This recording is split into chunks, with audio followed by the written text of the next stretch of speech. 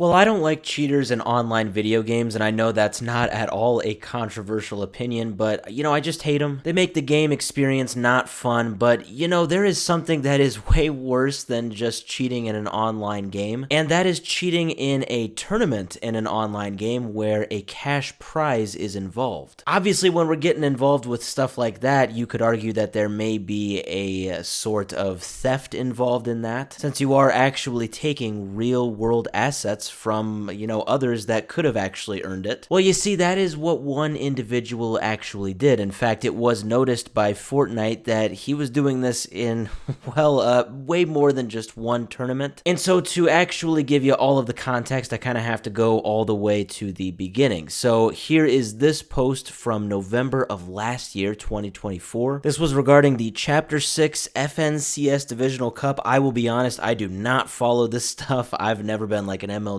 kind of guy, but this is very relevant in Epic's battle with cheaters, and this is way bigger than even just Fortnite itself, because I'm hoping that stuff like this can set a precedent for other would-be cheaters. So this post says that in this blog, along with talking about the tournament stuff, we also outline the significant changes we are making to tournaments to combat cheating and improve the experience for competitors. So I kind of glanced through that blog post, and it is kind of vague, but it's kind of obvious that something caught Epic's eye, something involving cheating. So then a month later, we got this post that quote tweeted the original post. So this is from December 2024. It says, "Update. This week we filed a lawsuit against a player who cheated in our tournaments. This player used cheating software and hardware and tried to avoid getting caught by using multiple accounts. It did not work. Cheating has no place in Fortnite, and we are doing everything we can to stop it, including legal action." So that was about 6 months ago. I don't believe we had heard much until yesterday. We got this. Once again, it quote tweeted the last post, and it says, "This just in, the judge ruled in our favor after the cheater ignored our lawsuit, so the player is now required to pay 175 grand, and we will donate what we collect to charity. They are also banned from playing Fortnite forever." Now, banning a cheater, I never think that that has much weight to it at all. I'm sure they can just,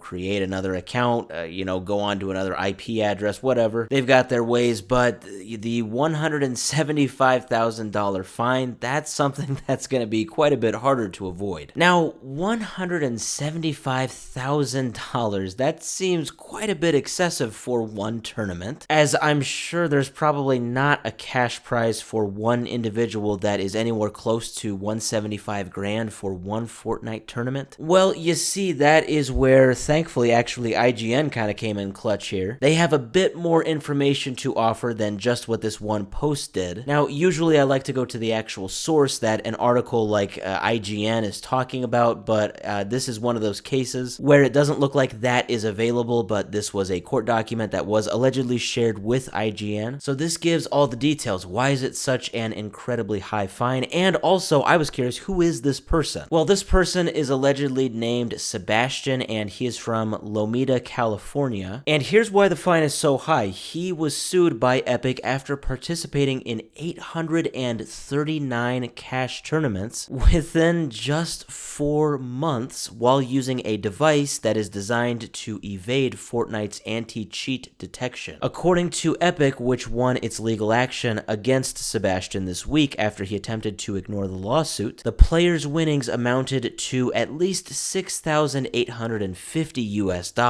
But it notes that his fine is about 25 times higher, being at 175 grand. So it says, how has Epic landed on such a figure? So it says, court documentation shared with IGN shows that Epic demanded the statutory minimum $200 fine for each violation of the game's copyright. And so this was for all 839 tournaments that Sebastian took part in. And if you take 839 tournaments and you multiply it by a $200 fine, you get $167,800 US.